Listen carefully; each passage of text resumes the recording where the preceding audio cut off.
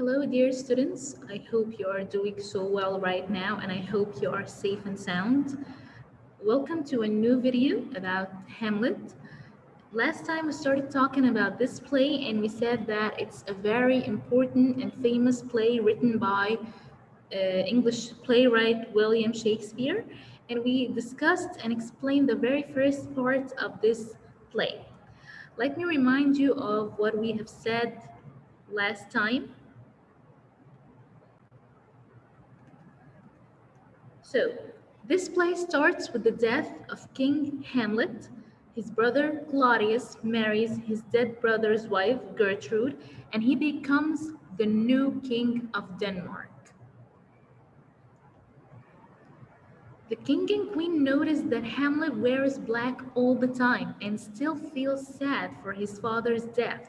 Hamlet is the only one who feels sorrowful or sad about his father's death. The queen moved on, as I told you before, and married another man so quickly. Claudius doesn't feel sad for the death of his brother, and you should know why, and I will remind you in a minute why he doesn't feel so sad about this. While guarding the castle, something so strange happens. Do you remember what happens? Exactly, the soldiers see a ghost that looks like the late King Hamlet. So Horatio goes to Hamlet and tells him about the ghost, and Hamlet decides to go to watch this ghost with the guards tonight. The ghost appears and Hamlet goes to speak to him alone. The ghost doesn't want to talk to Hamlet in front of the soldiers. That's why Hamlet follows the ghost. Although Horatio advises Hamlet not to follow the ghost because he may throw Hamlet into the sea or harm him or something, Hamlet isn't afraid and he follows the ghost to find out what he wants. After that, the ghost of the father tells Hamlet the true story behind his death or behind his murder, and he informs him or tells him that it was Claudius who killed him. So now you should remember why Claudius doesn't feel sad about the death of his brother, because he killed him. He is the one who killed him to become king and to steal his life, his crown, and his wife. The ghost tells Hamlet that he must take revenge and kill Claudius, but he mustn't hurt or harm his mother. So the ghost wants Hamlet to avenge his murder. He wants Hamlet to kill Claudius, but he doesn't want Hamlet to hurt his mother because she's his mother after all. So this is Hamlet's new mission or new task. He needs to focus on this. Hamlet doesn't tell Horatio what the ghost has said, but he asks Horatio not to tell anybody about this ghost. He wants to make sure that what the ghost tells him is correct. Okay, so that was the part that we discussed last time. Now, I'm going to ask you to pause this video, open your readers on page 29, and start reading until the end of page 33. This is the part that we are going to discuss in this video. Again, I'm going to remind you, open your readers on page 29, starting from the bottom half of this page. Start reading until the end of page 33. Again, this is the part that we are going to discuss today. And on the CD, I want you to listen to 4 tracks, which are this one, this one, this one, and this one. So you're going to listen to 4 tracks this time because these are the ones reading the part that we are discussing in this video. So you are going to listen to the next 4 tracks after following the ones that you have listened to last time. Okay.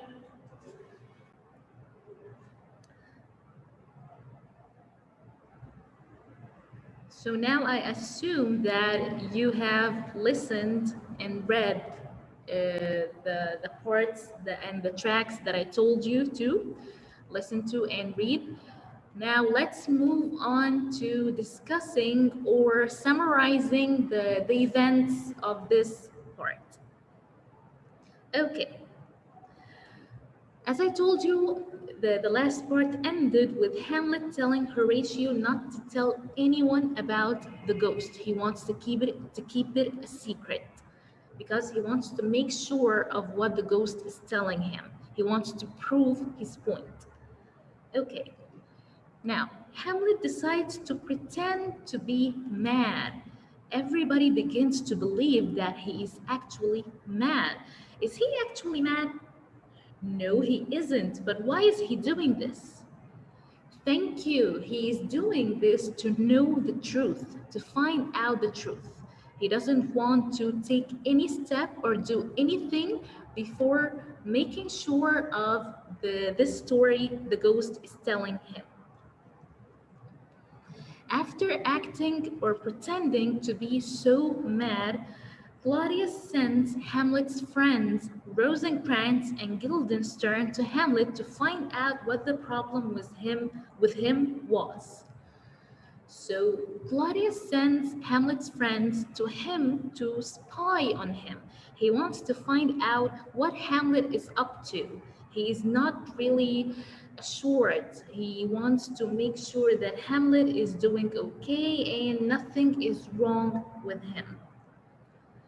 Rosencrantz and Guildenstern tell Hamlet that there is a group of actors coming to town to act in a play, and he asks them to act a story that is quite similar to his father's death. So Hamlet finds it a good opportunity or a good chance to find out the truth and again to make sure of the ghost story. After that, Hamlet asks Horatio to watch Claudius' face carefully during the play. He wants to watch Claudius' facial expressions. He wants to watch how he's going to react to what is happening in this play to know the truth. Because if the story is true and Claudius actually killed the king, he will feel so nervous when he sees the crime in front of him. This is so frightening to him, of course. Hamlet starts to act strangely towards Ophelia, his girlfriend, and she doesn't understand what has changed him. Of course, you should know, we discussed before that Ophelia is Hamlet's girlfriend, the girl he loves, and she, of course, loves him back. She loves him so much, but she doesn't understand what is wrong with him. She feels so sad that he has changed, and she doesn't understand what is wrong. She doesn't understand what's his problem. After that, the play begins, and the actors act a scene that is similar to the murder of King Hamlet by Claudius. As you can see, this scene or this picture reminds us of the real crime that Claudius has committed before. Of course, now, by watching his expressions, Claudius is shocked. He stops the play and goes out. He doesn't want to stay or watch the play till the end. He feels so nervous. He feels that his secret now is discovered. A servant goes to Hamlet and tells him that his mother wants to see him in her bedroom. And in the queen's room, Polonius, Ophelia's father, hides behind a curtain. I want you to know that the queen, or Gertrude, knows that Polonius is behind the curtain, and he hides to listen to what Hamlet and Gertrude will say to tell Claudius everything. Does he do that? Does he go to Claudius to tell him what happened? No, he doesn't, and you should know that after reading this part, But let's see why he doesn't go to Claudius to tell him what Hamlet and Gertrude have said. When Hamlet goes to see his mother, they argue. He argues with her, accusing her that she has done a terrible thing to his father. What did she do? Exactly, she forgot him so quickly and married another man, and that man is her late husband's brother. So she didn't only forget her husband, she married his own brother. So this is a very terrible thing to Hamlet. Now Gertrude is afraid of Hamlet. She cries for help. She doesn't understand what is wrong with Hamlet. She can't predict what Hamlet can do. She's afraid that he will harm her. So when she cries for help, who stands behind the curtain? Exactly, Polonius. And from behind the curtain, Polonius starts to shout too, help. But who hears him? Hamlet, because Hamlet doesn't know that someone is standing behind the curtain. He thinks that it was Claudius standing behind the curtain. So what happens after that? Hamlet pushes his sword through the curtain, and when he pulls back the curtain, he discovers that he has killed Polonius. So Hamlet thought that it was Claudius behind the curtain, and he finds it a good chance to kill him and to avenge the murder of his father.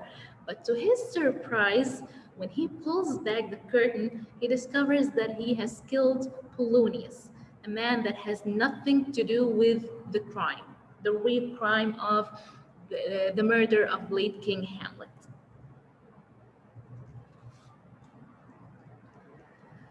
Gertrude and Hamlet starts fighting with words. She tells him, "What have you done? You're crazy." And Hamlet gets angrier and angrier. After that, the ghost appears. Why does the ghost appear, do you think? To remind Hamlet not to hurt his mother. If you remember, we said before that Hamlet's mission was to kill Claudius and not to harm his mother. He mustn't harm his mother or hurt her in any way.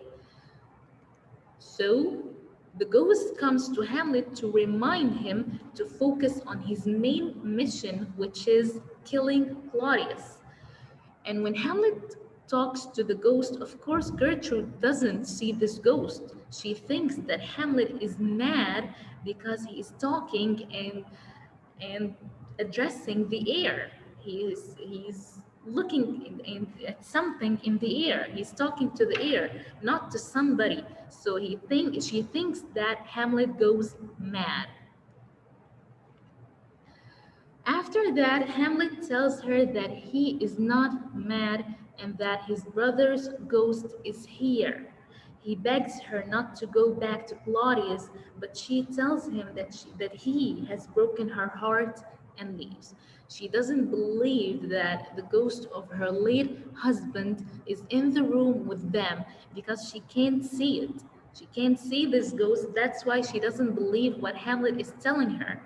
So she tells Hamlet, "You have broken my heart," and leaves the room because she is convinced or persuaded that Hamlet is mad and he is imagining things, he is seeing things or talking to things that are not in real life.